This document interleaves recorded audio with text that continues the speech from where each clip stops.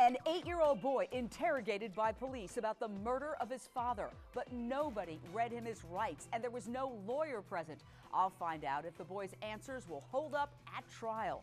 But first, breaking news in California's Prop 8 battle, the gay marriage ban. As protests over the ban go global, California's highest court says it will not stop Prop 8's implementation.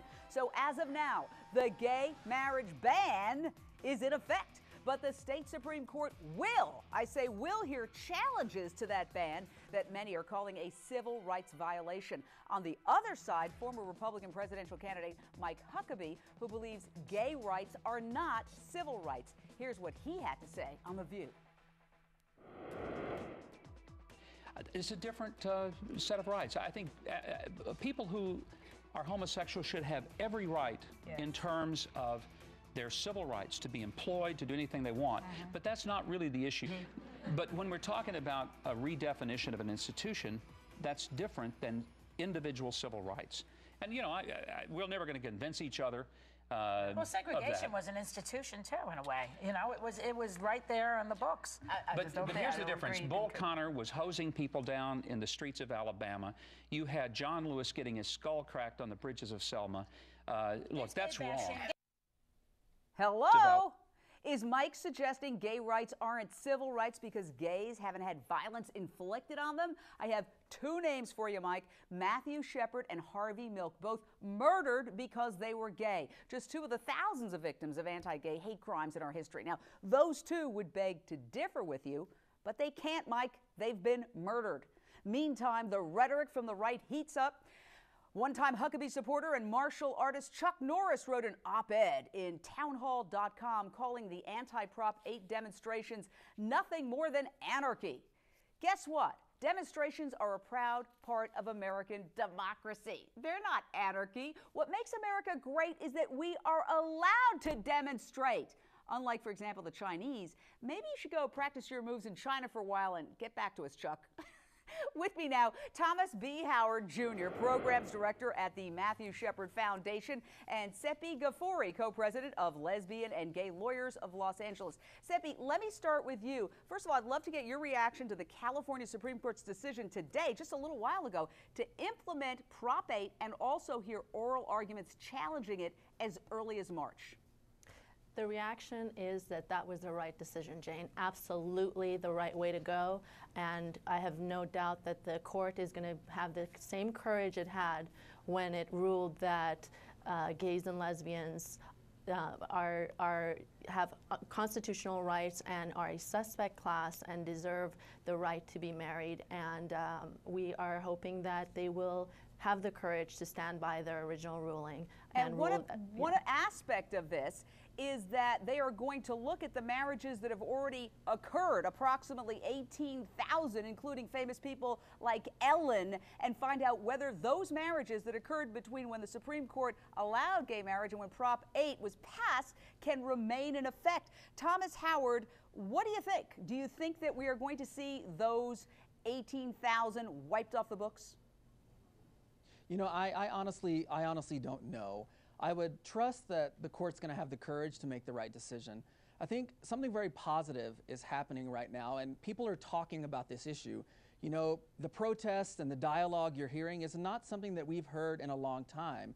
Yes, after Matt was murdered 10 years ago, people were talking. And the great thing is allies of the LGBT community, our straight allies, are standing up and also saying that it's not okay to marginalize anyone for what makes them different. And we live in a country where we all deserve the exact same rights. Yeah, and you know, those people who are saying that, well, gee, like Mike Huckabee, gay rights aren't civil rights because gays haven't been assaulted the way African Americans have been assaulted in history.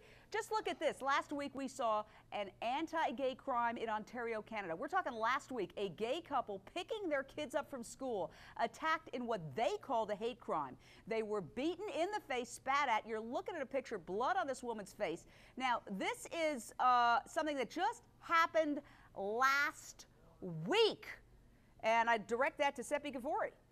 That is absolutely, Huckabee's statement is absolutely a mistake, and it's statements like those that in fact perpetuate hate crimes. And the fact that we have hate crimes legislation in California, which includes sexual orientation, we have employment discrimination rights, which includes sexual orientation. These rights were instituted because of the fact that discrimination and violence was against the gay community, gays and lesbians. And in fact, the FBI in 2007 gave a report about hate crimes, and the third highest group, a minority group that was afflicted by hate crimes, was the gay and lesbian community. Now, Thomas, briefly tell us the story that is the basis of your foundation. What happened to Matthew Shepard? Well, on October 6th of 1998, Matt was convinced to get in a car with two young men. The young men proceeded to drive him out to a very rural location, tie him to the bottom of a buck fence, and beat him a number of times with the butt of a gun, and left him naked and begging for his life. Matt died on October the 12th, 1998, in the hospital. And you know, the assertion that these crimes are not happening is just absurd. Last week, a transgendered woman in Tennessee was shot to death.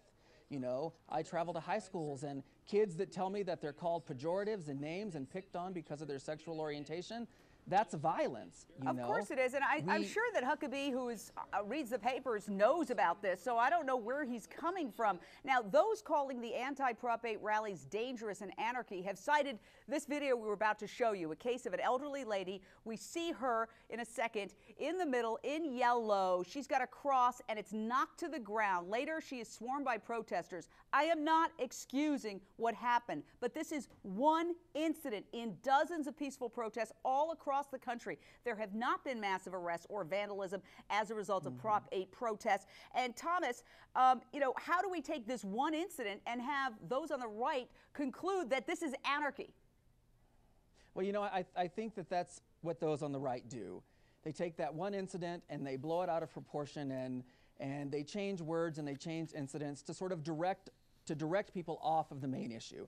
And that is the fact that we have citizens in our country that pay taxes that do not have the same rights as everyone else. So in order to deflect off the issue that people are rising up and saying this is not okay with us, I think that that's a tactic that they're using to divert people. All right, Thomas Sepi, thank you so much. Joining me on the phone now, Uber celebrity blogger Perez Hilton. I love you, Perez. He is taking the Prop 8 protest to the web. Thank you so much for joining us. When it comes to the Sundance Film Festival, which happens to be in Utah, what exactly are you calling for and why? Well, I am personally opting not to go to Sundance this year. I've gone the past 3 years in a row, and I'm doing that to make a statement. You know, the main screening venue for the films there is owned by Cinemark. The CEO of Cinemark just donated $9,900 to the Yes on 8 campaign.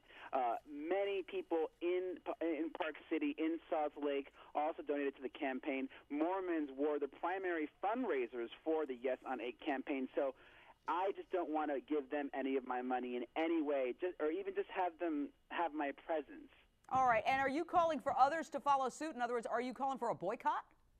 Ideally, that would be great, yes. Now, let me tell you what Sundance is saying as a result of this.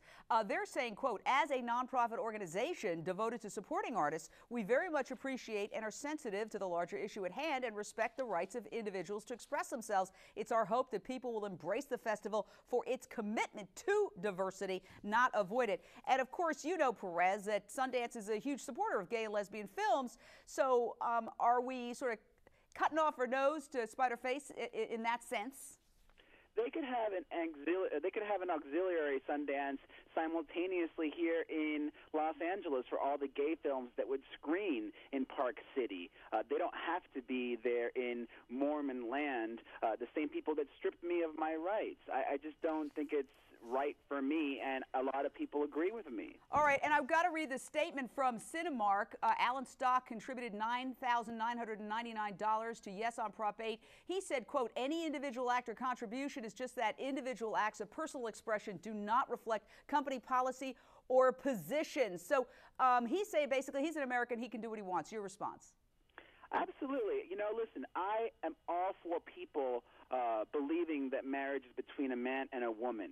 That's obviously deep-rooted in that person's religion, and that should stay with them and in their church. When their religious beliefs affect my rights as a citizen, then I'm going to speak up loudly and do whatever I can unapologetically.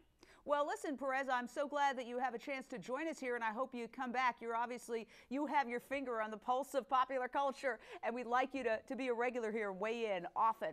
Thanks. Well, I hope to as well. Thanks for the invite. Talk to you soon. Okay, a very sad story here. An 8-year-old boy interrogated about the murder of his dad, but there was no lawyer present. I'm going to tell you what the boy said next.